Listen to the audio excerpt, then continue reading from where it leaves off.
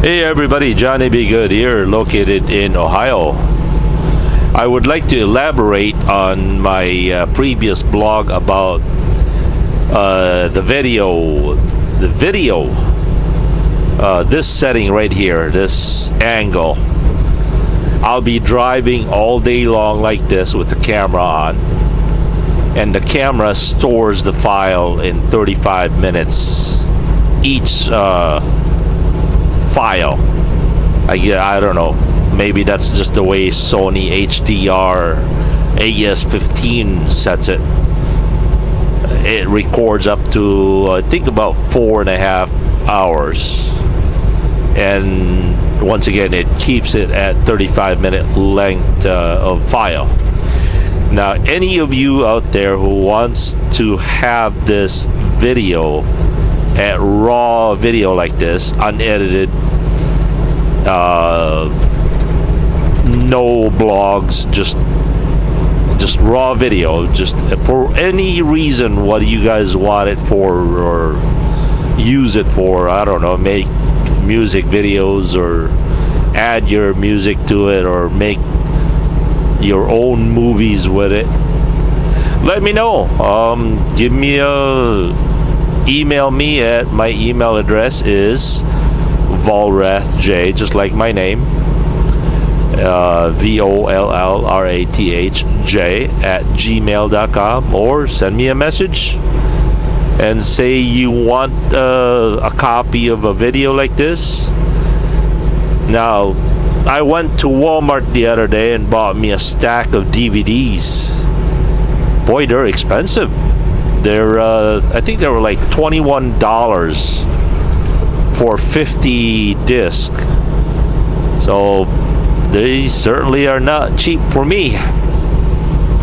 But if you guys want this video at this angle, now I can't guarantee where it will be or when or what day, and I'll pick and choose the sunny days or whatever. Send me a self-posted envelope plus maybe, I don't know, $2-3 to cover the disc. And I'm not trying to make money out of it, just cover my cost. And I'll be glad to send it to you wherever you're in the world you are. Once again, each disc can only contain about 35 minutes length at 1080p60. I still have no idea. 10 different people has tried to explain to me what 1080p is and 60 or 30. I know 1080 is the highest quality of video, right? Supposed to 720. But what the 60 frame per second or 30 frame per second, I have no idea what those are. I think it's the size of the video, maybe. I don't know.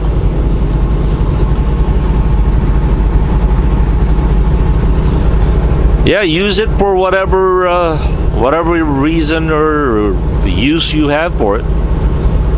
I don't know, make your own movies, your own videos, music videos. So, and pretty much this will be the angle right here as I drive throughout the day. Another thing that I touched on earlier, which I got lost, was I went to Walmart, tried looking at the external hard drive. Oh man, there's $100, $120 for one of those external hard drive, one of those 1 terabyte. I wonder how many length of videos can that hold. I bet a lot. And in the long run, I think it'd be cheaper than for me to buy, 50 stacks of discs. In the long run, it will come out cheaper and probably hold a lot more videos. And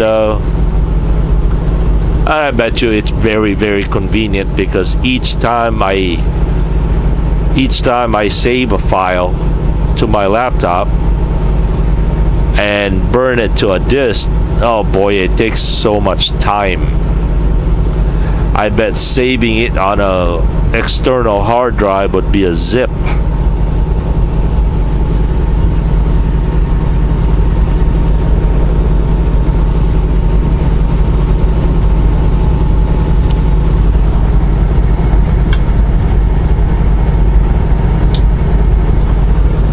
By the way, I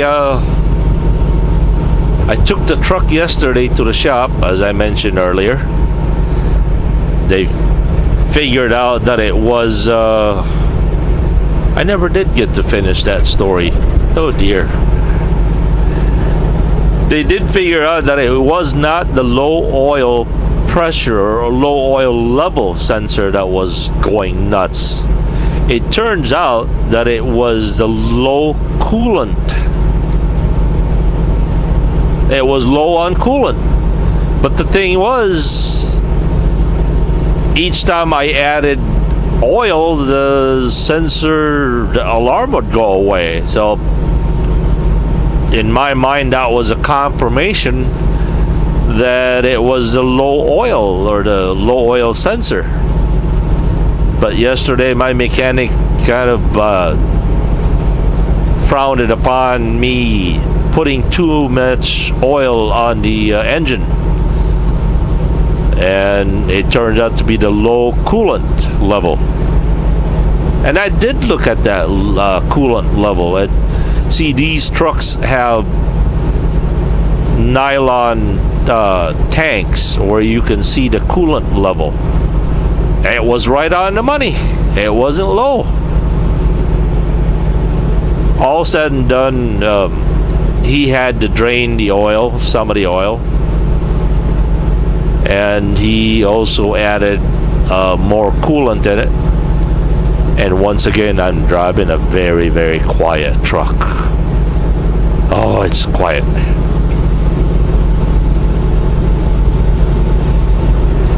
And also the PeopleNet, which is the satellite communication system in this truck that is tied up into everything. It's tied up into the engine. It can send the office how fast I'm going, how long I've been running. It's tied up to the electronic logbook. I've heard that they can even shut down the truck remotely if a truck driver refuses to pull over. They can turn off this truck and,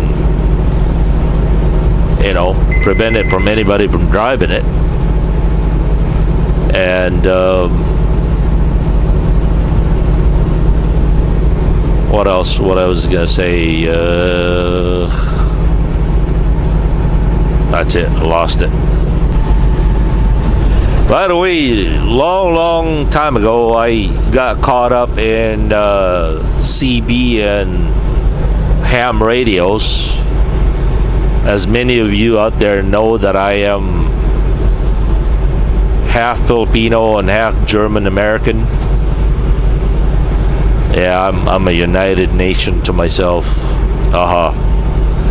I grew up in the Philippines, migrated here in the United States in 1991.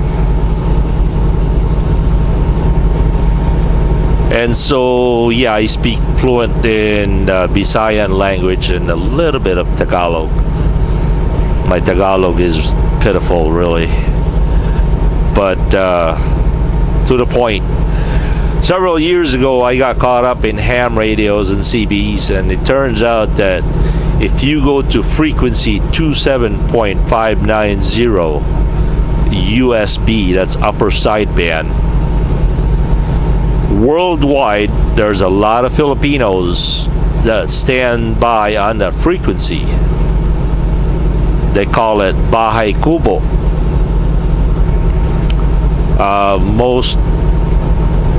here in the United States, Canada, mainly Winnipeg. A lot of Filipinos, I guess, are in Winnipegs.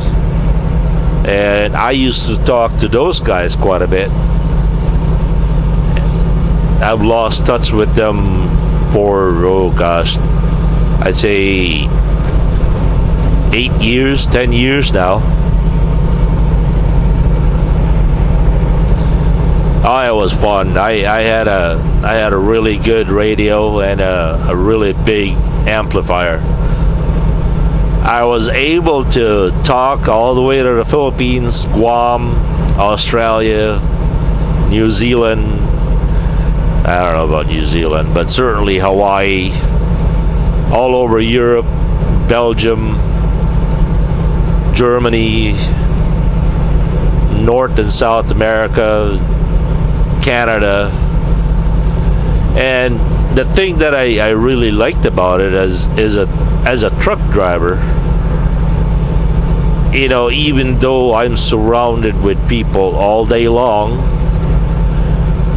I get the feeling that I'm still alone. I'm out here by myself, and you know, but having to talk to the same people all over every day,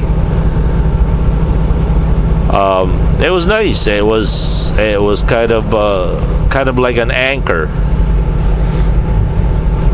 to be able to talk to the same people. And you know, as I drive throughout the day, I can talk to people in Canada, in Edmonton, just everywhere. And it was like a small community of, you know, Filipinos and friends. And although I have not met most of them, I've met a few. But it was interesting that you get close to talking to people on the radio you've never met. And the biggest difference between that and Facebook is you can actually talk to them and hear their voice, you know, and spend time with them. And you certainly don't have to write down LOL or laugh out loud or all that. It was personal, so it was more intimate that way. And but when the 12-year cycle ended, I guess there's a 12-year cycle when it comes to the solar propagation on radios. I'm not that technical when it comes to radios and all that, but I guess there's a 12-year cycle, and eventually the propagation died, and so the radios had to go back into the garage and the closets, and waited for another 10 or 12 more years. But by then I got caught up into something else, and some of my equipment were damaged, and I used to use a Magnum radio with a Texas Star 667V. Then I upgraded that to a Yaesu FT100D as in Delta. Oh, that was a great radio. I could literally talk all over the world with that thing. It was fun. So anyway, once again, this is the video that I was talking to you about, just this setting right here. Once again, if any of you are interested in me mailing you raw video of this angle, let me know. I'd be glad to send it to you. All I ask is that you cover my cost, because I am not a rich man.